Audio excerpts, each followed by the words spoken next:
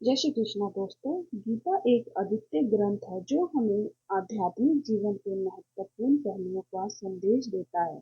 यह ग्रंथ महाभारत के भीष्म पर्व के अंतर्गत स्थित है और भगवान श्री कृष्ण ने अर्जुन को महाभारत के कुरुक्षेत्र युद्ध भूमि पर उपदेशित किया था। गर्भ गीता में भगवान श्री कृष्ण अर्जुन को कर्म से बने जन्मों की व्याख्या करते हैं और बताते हैं कि किस प्रकार कौन से कर्म करने हैं, आत्मा किस तरह जन्म लेती है। गर्भ गीता में अनेक महत्वपूर्ण विषयों पर चर्चा होती है, जैसे कि जीवन का उद्देश्य, धर्म, कर्म, भक्ति, ज्ञान और मोक्ष। यह ग्रंथ व्यक्तिगत और सामाजिक जीवन के नियमों को समझने के साथ साथ आध्यात्मिक उन्नति की दिशा में भी मार्गदर्शन करता है। जब अर्जुन ने श्री कृष्ण से पूछा, माधव, आप मुझे ये बताने की कृपा करें कि प्राणी अपनी माँ के गर्भ में किन दोषों के कारण या किन पूर्व कर्मों के कारण आता है और जन्म से पहले वो गर्भ में इतने क्यों कष्ट पाता है। कोई भी प्राणी जन्म और मरण के इस चक्र में क्यों फंसा रहता है। इस सवाल का जवाब देते हुए श्री कृष्ण ने बताया कि मनुष्य या जीव सांसारिक वस्तुओं की कामना तो करता है, परंतु मेरी भक्ति पर ध्यान नहीं देता। इसी कारण वह बार बार अलग अलग योनि में आकर जन्म मरण का दुख भोगता है।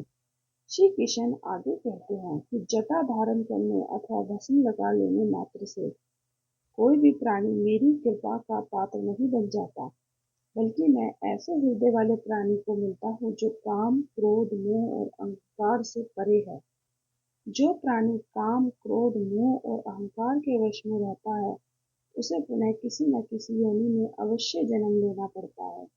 गर्भ में मिलने वाले कष्ट का कारण श्री कृष्ण अर्जुन से गर्भ में प्राणियों को मिलने वाले कष्ट के बारे में बताते हुए कहते हैं कि माँ के गर्भ में आने के बाद एक आत्मा मांस, मज्जा और गंदे खून से घिरा रहता है।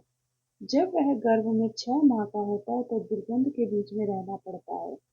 ऐसे में गर्भ में पल रहा प्राणी सोचता है, आखिर मैंने पूर्व जन्म में ऐसा कौन सा धर्म किया था जो मुझे इस नरक में आना पड़ा। गर्भ में पल रहा प्राणी ईश्वर से कहता है कि हे प्रभु, मैं मोह से भरी दुनिया में जन्म नहीं लेना चाहता, परंतु ईश्वर उसकी बातों को अनसुना कर देते हैं। श्री कृष्ण अर्जुन को बताते हैं कि माँ के गर्भ में प्राणियों को मृत्यु लोक से भी ज्यादा कष्ट भोगना पड़ता है, परंतु कौन सा प्राणी कितना कष्ट भोगेगा वह उसके पूर्व में किए गए कर्मों पर निर्भर करता है। गर्भ में रहकर वो आत्मा अपने पूर्व जन्मों के किए बुरे कर्मों पर पछताता है और गर्भ के कष्टों को देखकर अपने किए गए कर्मों पर विचार करता है। लेकिन जैसे जैसे उसके जन्म की तारीख नजदीक आती है, वैसे वैसे वह अपने पूर्व जन्म की बातों को भूलने लगता है और जन्म लेने के बाद उसे कुछ भी याद नहीं रहता। थैंक यू फॉर वॉचिंग दोस्तों। बोलो हरे कृष्ण।